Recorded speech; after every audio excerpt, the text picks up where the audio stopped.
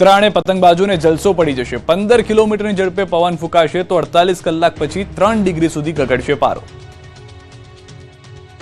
ઉત્તરાયણે પતંગબાજો જલસો પડી જશે। પતંગ ચગાવવા માટે ઠુમકા નહીં મારવા પડે, સરળતાથી પતંગ ચગી જશે, કેમ કે ઉત્તરાયણના દિવસે 5 થી 15 કિલોમીટર પ્રતિ કલાકની ઝડપે પવન ફૂંકાશે। હવામાન વિભાગે આગાહી કરી છે કે રાજ્યમાં ઉત્તર પશ્ચિમથી ઉત્તર પૂર્વ તરફ પવન ફૂંકાશે। પવનની ગતિ 5 થી 15 કિલોમીટર પ્રતિ કલાક રહેશે। તો આગામી 48 કલાક પછી લઘુત્તમ તાપમાનમાં 2 થી 3 ડિગ્રીનો ઘટાડો થશે। ઉત્તર ગુજરાત, સૌરાષ્ટ્ર અને કચ્છમાં દરિયાકાંઠામાં ઠંડા પવન ફૂંકાશે। ત્યારે મંગળવારે રાજ્યનું સૌથી નીચું તાપમાન નલિયામાં 7.6 ડિગ્રી સેલ્સિયસ નોંધાયું। અમદાવાદમાં તાપમાન લઘુત્તમ તાપમાન આશરે 16 ડિગ્રી સેલ્સિયસ નોંધાયું। આ બાજુ હવામાન નિષ્ણાંત અંબાલાલ પટેલે આગાહી કરી છે કે ઉત્તરાયણે પતંગને નહીં મારવા પડે ઠુમકા। ઉત્તરાયણના દિવસે પવનની ગતિ સારી રહેશે। 5 થી 15 કિલોમીટર પ્રતિ કલાકની ઝડપે પવન ફૂંકાશે। કાતિલ ઠંડી વચ્ચે નવસારીમાં વરસાદ પડ્યો હતો। નવસારીના ગણદેવી તાલુકામાં વાતાવરણમાં પલટો આવ્યો અને ભર શિયાળે વરસાદી માહોલ જામ્યો। વરસાદના છાંટા પડતા લોકો પણ આશ્ચર્યમાં મુકાયા તો ઝરમર વરસાદથી ખેડૂતોની ચિંતામાં વધારો થયો। ગણદેવી તાલુકામાં કેરી અને ચીકુના પાકને નુકસાનની ભીતિ છે। સુરત અને ભરૂચમાં તસ્કરો બેફામ। સુરતમાં તસ્કરો બેફામ બન્યા છે। એક જ દિવસમાં 5 થી વધુ મકાનમાં ચોરી કરતા હાહાકાર મચી ગયો। શહેરના પલસાણા જોડવા ગામે એક જ દિવસમાં એક જ બિલ્ડિંગમાં ચોરોએ 5 મકાનને નિશાન બનાવ્યા। એક બાદ એક એમ કુલ 5 મકાનના તાળા તોડી લાખો રૂપિયાની ચોરી કરી। કડકડતી ઠંડીમાં મોડી રાત્રે ચોરોએ ઘરમાં ઘૂસી ચોરી કરી। તસ્કરો રોકડા અને સોનું ચાંદી લઈ ફરાર થઈ ગયા। જોડવાના બંસી પાર્કમાં આવેલ રાજ પેલેસ બિલ્ડિંગમાં ચોરી કરીને તરખાટ મચાવ્યો હતો। ચોરો સીસીટીવીમાં પણ કેદ થયા, ત્યારે પોલીસે તપાસ આદરી છે। આ તરફ ભરૂચના અંકલેશ્વરમાં તસ્કરો બેફામ બન્યા છે। અમરદીપ સોસાયટીમાં તસ્કરો ત્રાટક્યા હતા। 2 તસ્કરોએ બંધ મકાનને નિશાન બનાવ્યું। મકાનની ગ્રીલ ખોલી દરવાજો ખોલવાનો પ્રયાસ કર્યો। મકાન માલિકે સીસીટીવી ચેક કરતા તસ્કરો દેખાયા। માલિકે પાડોશીઓને જાણ કરતા બૂમાબૂમ કરતા પાડોશી પહોંચે તે પહેલા તસ્કરો ફરાર થઈ ગયા હતા। ત્રીજી વાર ચોરીના પ્રયાસ થતા લોકોમાં ભયનો માહોલ છે। અંકલેશ્વર અને દમણના ભંગારના ગોડાઉનમાં લાગી ભીષણ આગ। અંકલેશ્વરનું ભંગારનું ગોડાઉન ભડકે બળ્યું હતું। શહેરના નેશનલ હાઈવે 48 પર આવેલા નોબેલ માર્કેટમાં સ્ક્રેપના 2 ગોડાઉનમાં આગ લાગી હતી। ગોડાઉનમાં ભંગાર હોવાથી તુરંત આગે વિકરાળ સ્વરૂપ ધારણ કરી લીધું હતું। આગ આસપાસના વિસ્તારોમાં ફેલાઈ હતી। આગના કારણે આકાશમાં ધુમાડાનું સામ્રાજ્ય છવાયું હતું। 3-4 કિલોમીટર સુધી ધુમાડો દેખાતા લોકો દોડી આવ્યા હતા। દોડધામ મચી ગઈ હતી। આસપાસની ફાયરની ટીમે પહોંચીને આગને કાબૂમાં કરવાનો પ્રયાસ કર્યો હતો। આ બાજુ સંઘ પ્રદેશ દમણના કચીગામ વિસ્તારમાં ભંગારના ગોડાઉનમાં આગ લાગતા દોડધામ મચી ગઈ હતી। રહેણાંક વિસ્તારમાં નજીક ધમધમતા ભંગારના ગોડાઉનમાં આગ લાગતા આગમાં 6 લોકોને ઈજા થઈ હતી, જેમને સારવાર માટે હોસ્પિટલ ખસેડાયા। કચીગામના છેવાડાના વિસ્તારમાં ગેરકાયદેસર રીતે ભંગારના ગોડાઉન ધમધમે છે। કોઈ કારણસર આ ગોડાઉનમાં આગ લાગી હતી। ગોડાઉનમાં મોટી માત્રામાં જ્વલનશીલ અને પ્લાસ્ટિકનો જથ્થો મોટી માત્રામાં સંગ્રહ કરેલો હોવાથી થોડી જ વારમાં આગે મોટું સ્વરૂપ ધારણ કર્યું અને આસપાસનો વિસ્તાર આગની જ્વાળાઓમાં લપેટાઈ ગયો। આ ઘટનામાં એક બાળક અને મહિલા સહિત કુલ 6 લોકોને ઈજા પહોંચી હતી। ઘટનાને કારણે મોટી સંખ્યામાં લોકો એકઠા થયા હતા। ગાંધીધામમાં દાદાનું ચાલ્યું બુલડોઝર। ગાંધીધામ મનપા દ્વારા ચાલી રહેલા દબાણ મુક્ત શહેરની ઝુંબેશ અંતર્ગત આજરોજ મનપાની આદિપુર ખાતેના માલિકીના પ્લોટ પર આવેલા વિવિધ દબાણો, મસ્જિદ, 20 જેટલા વિવિધ કમર્શિયલ અને રહેણાંક બાંધકામ દૂર કરવામાં આવ્યા।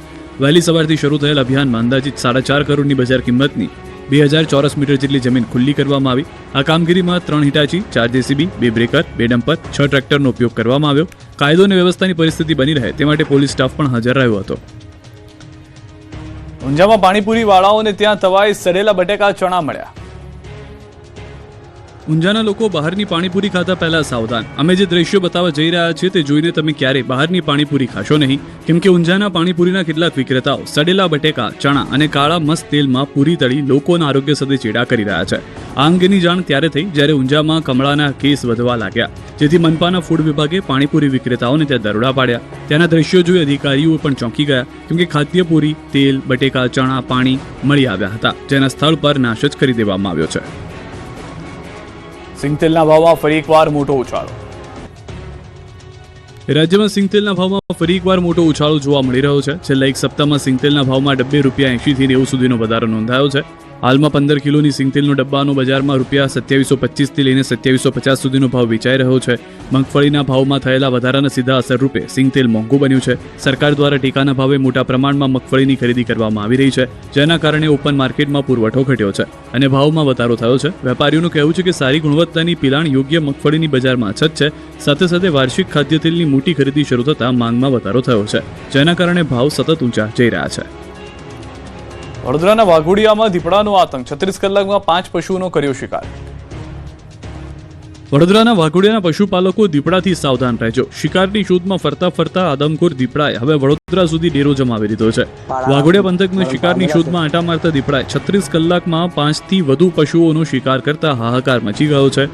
વેડપુર, ધનખેડા, ઝવેરપુરા, તવરા ગામે દીપડો આવી ચડ્યો હતો. 36 કલાકમાં 5 પશુઓનો શિકાર કરતા ફફડાટ ફેલાયો. રહેણાંક વિસ્તારમાં આવી મારણ કરતા પશુપાલકો ડરી ગયા. આ અંગેની વન વિભાગને જાણ કરી પાંજરે પૂરવા માંગ કરી. બીજી તરફ દીપડાના ડરથી લોકો રાત્રે સૂઈ પણ શકતા નથી. પશુઓને બચાવવા માટે મથામણ કરી રહ્યા છે. આ તરફ અમરેલી જિલ્લામાં દીપડાનો આતંક જોવા મળ્યો. દીપડાએ બાળક પર હુમલો કર્યો. ખાંભાના હનુમાનપુર ગામમાં દીપડાએ હુમલો કર્યો. સીમમાં મોડી રાત્રે દીપડો શિકારની શોધમાં આવ્યો ત્યારે બાજરીના પાકમાંથી દીપડો આવી બાળક ઉપર હુમલો કરતા બાળકના માથાના ભાગે ઈજા પહોંચી. પરિવારને જોઈ જતા દીપડો ભાગ્યો અને બાળકના મોતના મુખમાંથી બચાવી દેવાયો. વન વિભાગ દ્વારા દીપડાનું લોકેશન લેવા અલગ અલગ ટીમો બનાવાઈ. દાંતાની શાળામાં ધર્મ પરિવર્તનનો ધંધો ચાલતા મચાવ્યો હોબાળો.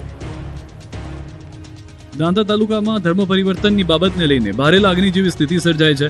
એબનેજર ઇંગ્લિશ મીડિયમ શાળાના સંચાલક દ્વારા ધર્મ પરિવર્તન કરાતા હોવાના આક્ષેપો સાથે આદિવાસી તેમજ અન્ય લોકો શાળામાં પહોંચ્યા. જોકે આદિવાસી લોકો શાળાએ પહોંચે તે પહેલા શાળા સંચાલકોએ વિદ્યાર્થીઓને છોડી મૂક્યા. તપાસ કરતા શાળામાં કોઈ પણ જગ્યાએ હિન્દુ ધર્મના નેતા કે ભગવાનના ફોટા જોવા ન મળ્યા, જ્યારે ક્રિશ્ચિયન મિશનરી એકમાત્ર પ્રાર્થના જોવા મળી હતી. આદિવાસી સમાજના લોકોમાં રોષ ફેલાયો. જોકે આ શાળામાં પટ્ટાવાળા તરીકે કામ કરતી યુવતીએ પણ ધર્મ પરિવર્તન કર્યા હોવાની કબૂલાત કરી. આ શાળામાં દર રવિવારે ધર્મ પરિવર્તન થયેલા આદિવાસી સમાજના લોકો દ્વારા પ્રાર્થના કરાતો હોવાનું જાણવા મળ્યું. શાળા સંચાલકો દ્વારા ધર્મ પરિવર્તન થતું હોવાની વાતને નકારી કાઢવામાં આવી ત્યારે ધર્મ પરિવર્તનની પ્રવૃત્તિઓ અટકાવવા આવેદનપત્ર આપવામાં આવ્યું છે. ઉમરગામની શાળામાં ભણાવવાની બદલે શિક્ષક આરામ ફરમાવતા નજરે પડ્યા.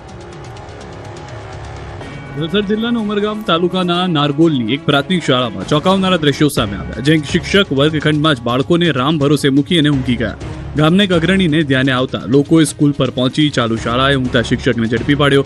પ્રાથમિક શાળામાં ફરજ બજાવતા યાજ્ઞિક મોહનભાઈ ટંડેલ નામનો એક શિક્ષક ફરજમાં બેદરકારી દાખવતા હોવાનું અવારનવાર ફરિયાદો ઉઠતી હતી અને આ શિક્ષક ચાલુ શાળાએ જ બાળકોને રમતા મૂકી અને ઊંઘી જતો હોવાનું પણ ફરિયાદ મળી હતી.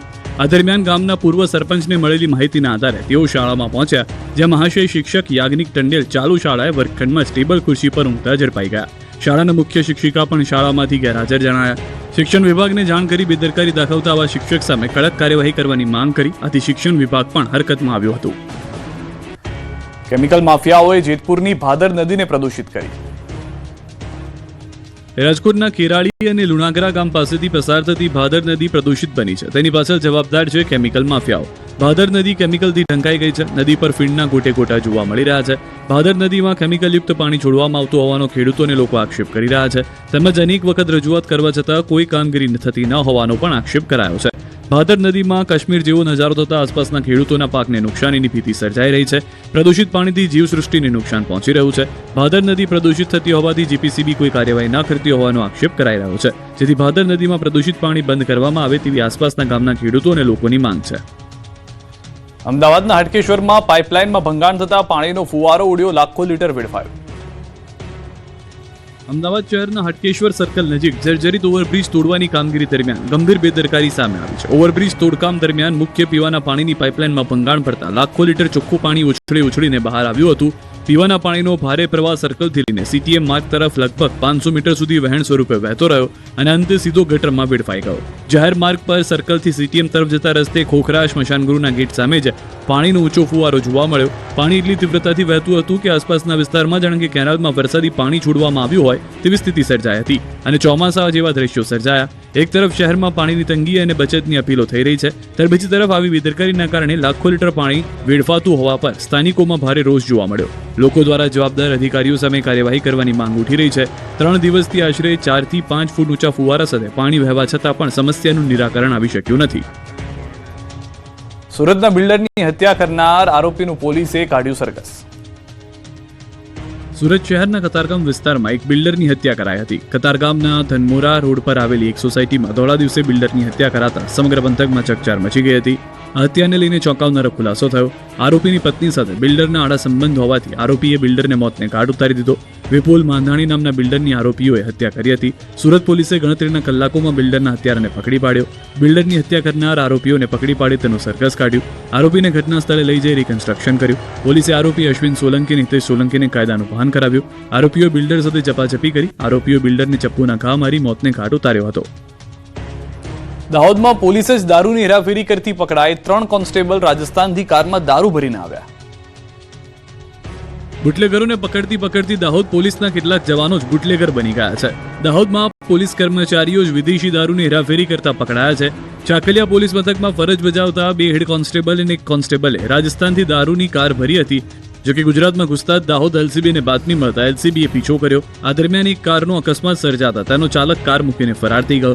જોકે અન્ય કારમાં પાયલોટિંગ કરતા 2 કોન્સ્ટેબલ પણ ફરાર થઈ ગયા. પોલીસે ઇંગ્લિશ દારૂ તથા બિયરની 8 પેટી, 112 બોટલ અને અંદાજે 74 લીટરથી વધુ દારૂનો વોશનો જથ્થો જપ્ત કર્યો છે. પોલીસે કાર સહિત કુલ 5,66,646 રૂપિયાનો મુદ્દામાલ જપ્ત કર્યો. 3 પોલીસકર્મી વિરુદ્ધ પ્રોહિબિશનનો ગુનો દાખલ કરાયો. સુરેન્દ્રનગર પોલીસે ગેરકાયદે પ્રવૃત્તિમાં જોડાયેલા 633 શખ્સની યાદી જાહેર કરી. સુરેન્દ્રનગરમાં ગેરકાયદેસર પ્રવૃત્તિ અટકાવવા માટે પોલીસે ખાસ ઝુંબેશ હાથ ધરી છે. શહેરમાં ગેરકાયદેસર પ્રવૃત્તિમાં સંડોવાયેલા 633 લોકોની યાદી બનાવી છે. ગુનાખોરીમાં સંડોવાયેલા ઇસમોને પોલીસ વડાની કચેરી તેમજ એલસીબી કચેરી ખાતે બોલાવી પૂછપરછ કરવામાં આવી હતી. આ સાથે અગાઉ ગુના કરી ચૂક્યા હોય તેવા આરોપીઓની પ્રવૃત્તિઓ પર નજર રાખવા કડક સૂચના આપવામાં આવી છે. બુટલેગરો તેમજ ગેરકાયદેસર ખનીજ ખનન અને વાહન સહિતની ગેરકાયદેસર પ્રવૃત્તિઓમાં સંડોવાયેલા ઇસમોને ગેરકાયદેસર ધંધા બંધ કરવા પણ સૂચન કરાયું છે. ગુજરાતના